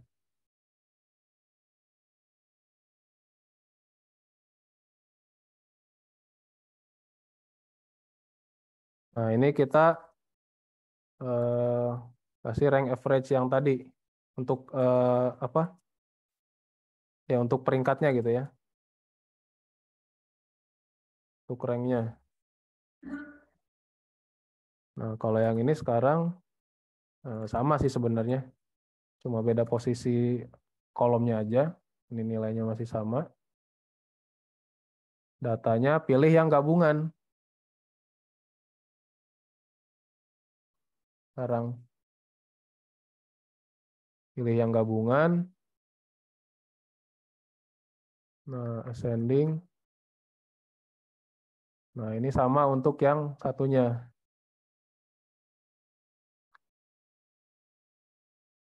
Nah, kemudian si rank ini sekarang dijumlahkan untuk masing-masing si kelompok. Ini yang pesisir, kita jumlahkan. Di bawah aja deh. Nah, ini udah langsung ya. Nah, sekarang kita dapat nilai jumlah rank dari masing-masing masing-masing kelompok gitu. Nah, perhitungannya sekarang gimana? Kita coba balik lagi ke materi kemarin. Maaf Pak, Ya, rumus rank tadi boleh diulang nggak Pak? yang mana? Yang mana? Rumus rank. Rumus rank. Sebenarnya sama persis kayak yang tadi. Saya cuma menyatukan si dua kolom ini jadi satu.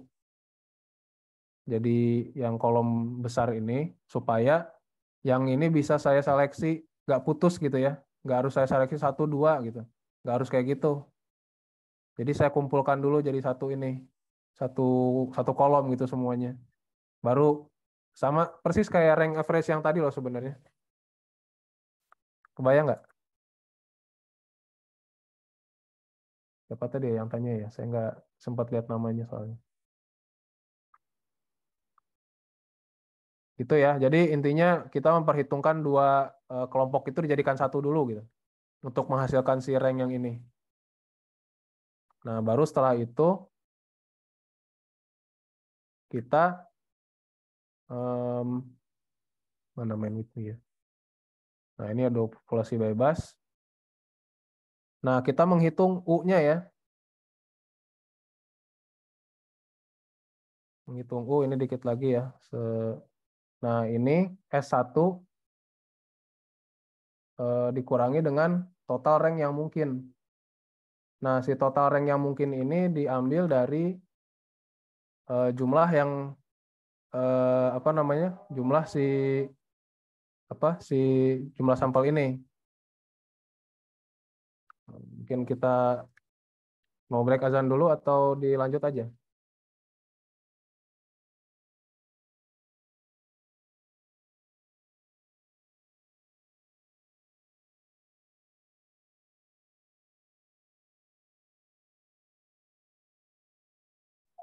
Break azan dulu aja mungkin, Pak. Oke, kita diam sejenak ya.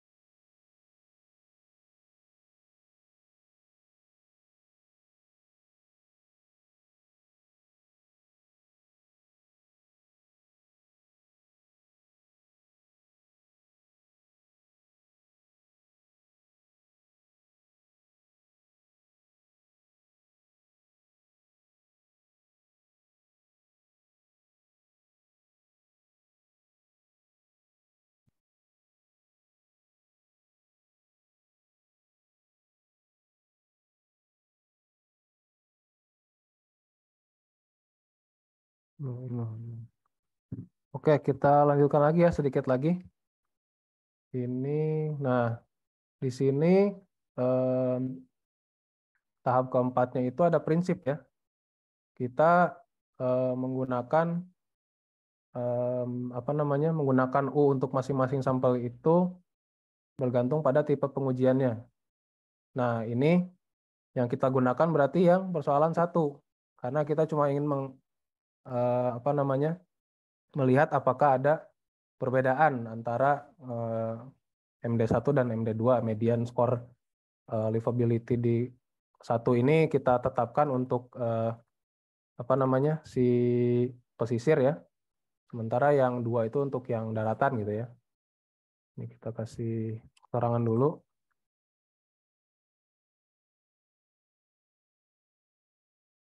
Nah, sekarang mana nih kok?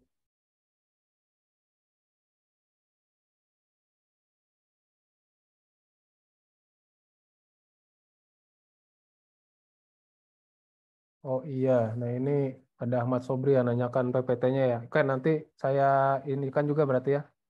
Saya tambahkan juga PowerPoint-nya setelah saya mungkin ada tambahkan beberapa, ada yang diperbaiki.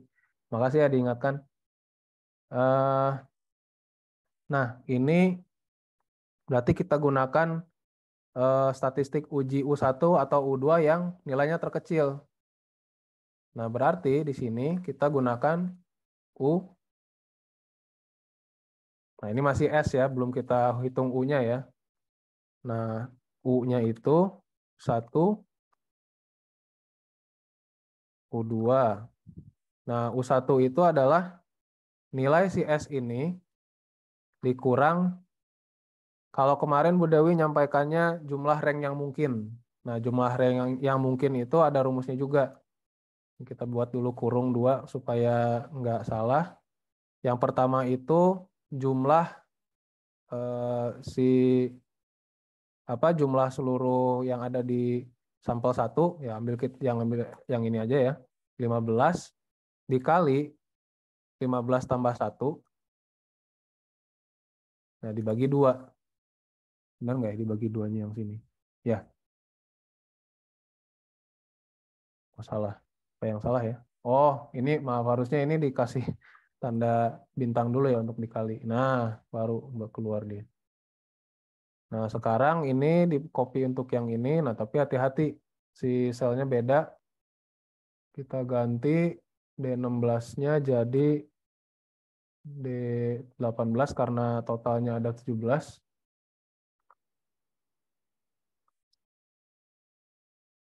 Gede banget.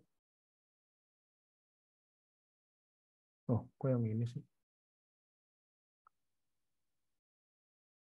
Nah, jadi kelihatan sekarang. Nah, mana yang lebih kecil nih? U2 ya lebih kecil, 113,5. Nah, sekarang kita mengambil kesimpulannya. Nah, sekarang di statistik kritisnya kita bisa cari tabel Mann-Whitney ya.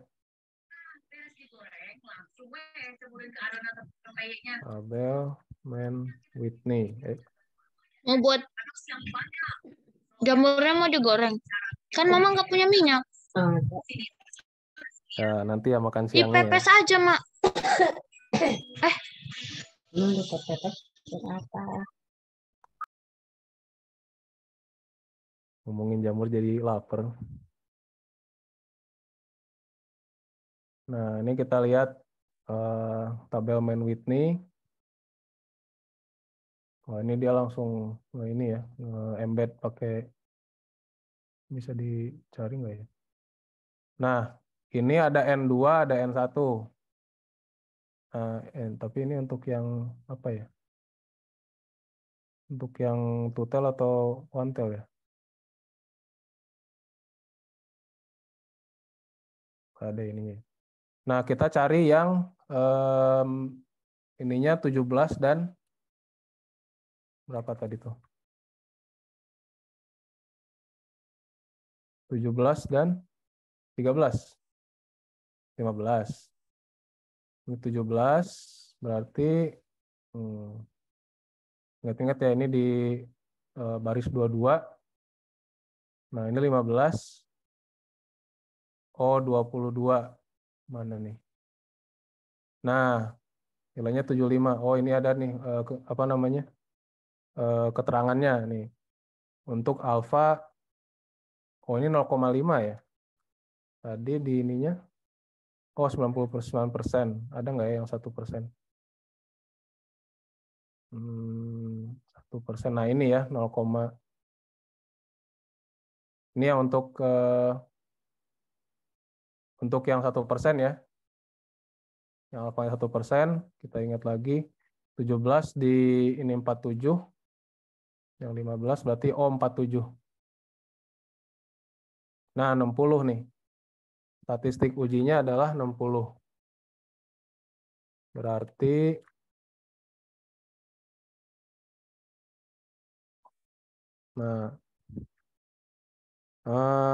statistik uji yang digunakan adalah U2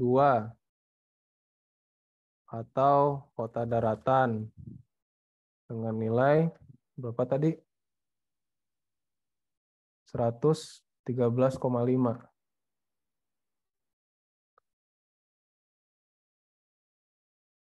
Benar ya. Nah, sementara statistik kritis untuk alfa 0,01 dan N1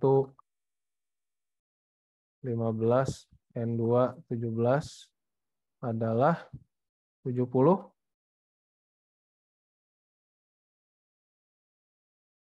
60. Ya. Adalah 60. Nah, sekarang si nilai wilayah kritis itu yang lebih kecil dari si nilai kritis tadi. Jadi wilayah kritisnya itu adalah yang lebih kecil dari 60. Nah, sekarang kita bandingkan si nilai statistik uji kita ini di luar atau di dalam. Oh ya, ini tadi ininya 2 ya, udah 2 tutel ya, tutel tes ya.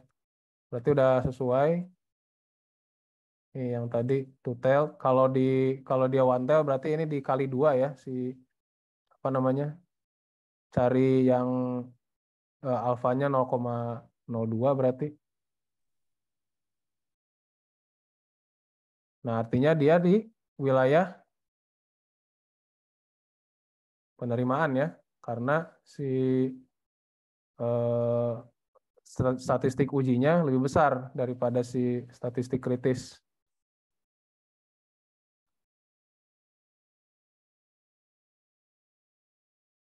Ini tutel.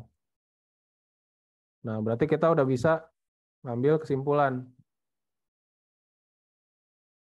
Menarikan kesimpulan atau ya.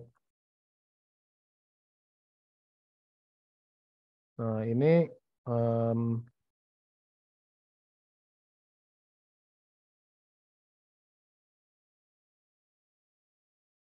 dia di luar wilayah kritis atau di wilayah penerimaan ya. Nah, di luar wilayah kritis berarti hipotesis nol diterima. Artinya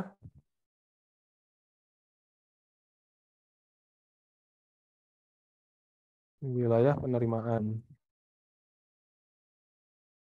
Nah, maka hipotesis nol diterima.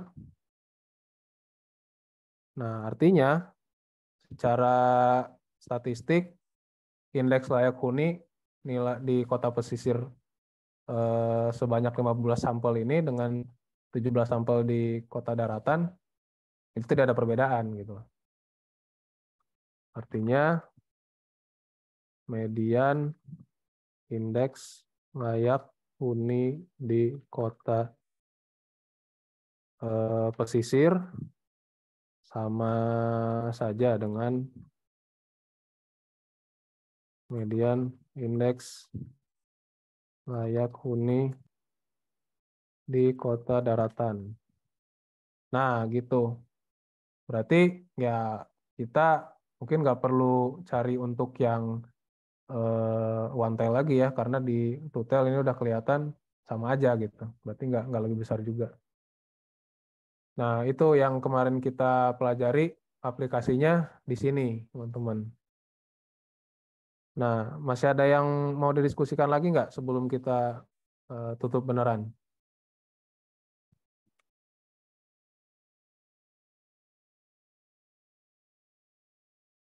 Oke, kalau nggak ada, saya akan coba buat tempat pengumpulannya. Mungkin saya akan beri waktu 20 menit ya untuk mengumpulkan. Jadi sampai 12.20. Nah, silakan ini dari sekarang disiapkan di foto atau di save Excel-nya. Nanti kalian kumpulkan untuk untuk sebagai bukti kehadiran gitu. Sebentar ini sebelum saya lupa.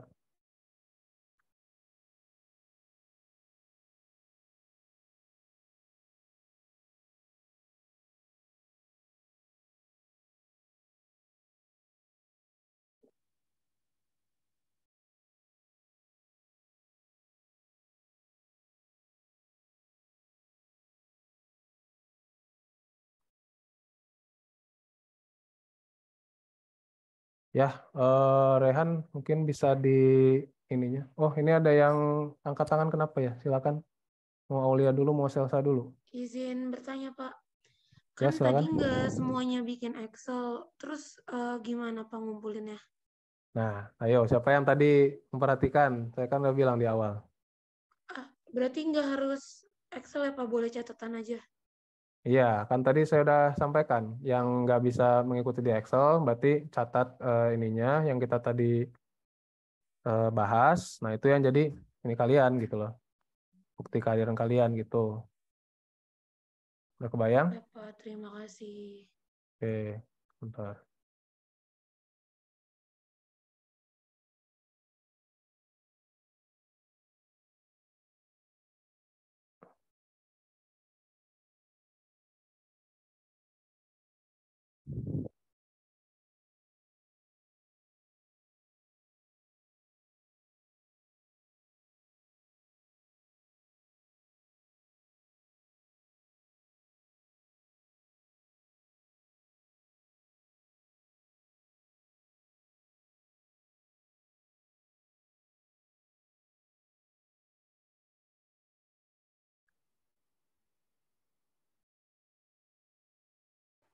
Recordingnya sudah bisa diberhentikan, Pak.